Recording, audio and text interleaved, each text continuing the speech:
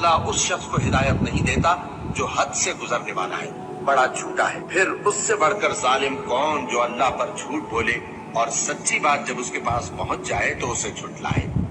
क्या जहन्नम में काफिरों का ठिकाना नहीं है? और ऐ मुखातब, जिन लोगों ने अल्लाह पर झूठ बोला, तुम क़यामत के दिन देखोगे कि उनके चेहरे स्याह हो रहे होंगे। क्या तकब्बुर करने वालों का ठिकाना दोज़ख में नहीं है? और काफिर कहते हैं कि भला हम तुम्हें ऐसा आदमी बताएं जो तुम्हें खबर देता है कि जब तुम मरकर बिल्कुल रेजा रेजा हो जाओगे तो तुम नए सिरे से पैदा होगे। या तो उसने अल्लाह पर झूठ बांध लिया है या उसे जुनून है। बात यह है कि जो लोग आखिरत पर ईमान नहीं रखते वो आफत और परले दर्जे की गुमराही में पड़े हैं। और जिस दिन वो इन सब को जमा करेगा फिर फरिश्तों से फरमाएगा, क्या ये लोग तुमको पूजा करते थे?